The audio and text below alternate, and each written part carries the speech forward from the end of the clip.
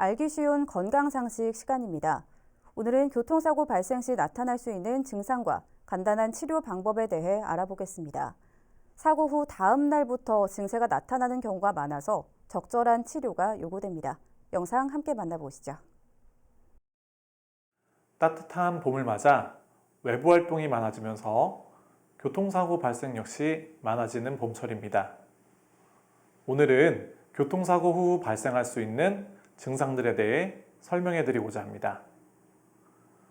교통사고 후 나타날 수 있는 증상들은 다음과 같습니다.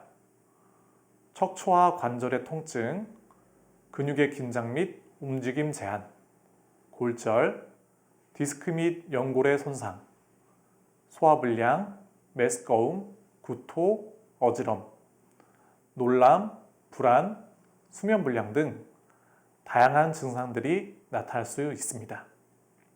성인들과 소아들은 호소하는 증상이 약간 다릅니다. 소아들은 성인에 비해 근육이 부드러워 몸에 받는 충격이 어른들보다 적은 편입니다.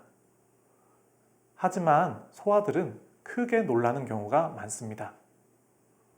이러한 소아들의 경우에는 교통사고 후 근골격계 질환보다 불안해하면서 잠을 못 자고 오는 수면장애, 식욕부진, 빈뇨 또는 야뇨 등과 같은 심신의학적 증상들이 나타나는 경우가 많이 있습니다.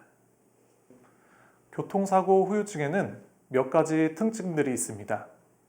먼저 편타성 손상입니다. 사고 충격 시 목과 허리가 크게 앞뒤로 움직이면서 발생하는 손상을 의미합니다. 드라마나 영화에서 보면 뒤에서 달려오는 차와 충돌하고 앞차 운전석에 있는 사람이 뒷목을 잡고 차 밖으로 나오는 장면을 많이 보셨을 수 있는데요. 이렇게 굳어진 일자목의 형태는 이후 경추 디스크를 유발할 수도 있습니다. 교통사고로 발생하는 갑작스러운 충격은 목, 허리뿐만 아니라 운전대를 잡고 있었던 팔에 충격을 주어 손목, 팔꿈치, 어깨 통증 등을 유발할 수 있습니다. 또한 브레이크나 엑셀을 밟고 있던 무릎, 발목에도 충격을 주어 해당 부위에 통증이 나타날 수 있습니다. 교통사고 후유증은 사고 당시보다 다음 날부터 통증이 심화되는 경우가 많습니다. 사고 후 약 7일에서 10일까지 통증이 점차 더 심해지는 경우도 있습니다.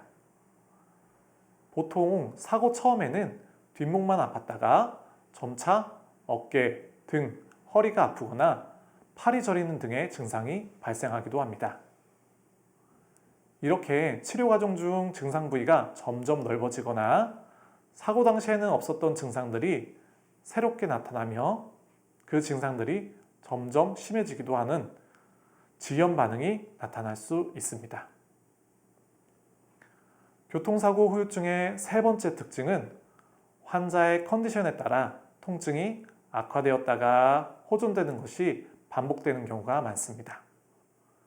그러므로 교통사고 후유증은 초기에 적절한 치료를 받는 것이 가장 중요합니다. 초기에 적절한 치료를 받지 못할 경우 후유증이 남을 수도 있습니다. 한의원에서는 교통사고 후유증 치료를 위해 침, 약침, 한약, 부항, 추나 등과 같은 치료를 하고 있습니다. 침, 약침, 부항 등의 치료로 긴장된 척추의 근육을 이완시켜주며 통증을 경감시켜주게 됩니다. 추나 치료를 통해서는 틀어진 골반과 척추를 바로 잡아주게 됩니다. 또한 교통사고 발생 시 혈액순환 장애로 체내 혈액이 일정한 자리에 정체되며 그로 인해 노폐물이 많아져 생기는 한의학상의 병증인 어혈이 발생할 수 있습니다. 사고 후 크게 놀란 영유아, 소아들과 같은 경우에도 놀란 마음을 가라앉혀주고 잠을 편히 잘 수 있게 도와주는 한약 처방이 가능합니다. 어린 아이들의 경우에는 성인들이 맞는 침과 달리 스티커 침과 같이 많이 아프지 않은 침 치료 역시 가능합니다. 일상생활에서 흔히 겪을 수 있는 교통사고 후유증, 초기에 적절한 치료를 받으실 것을 적극적으로 권해드립니다.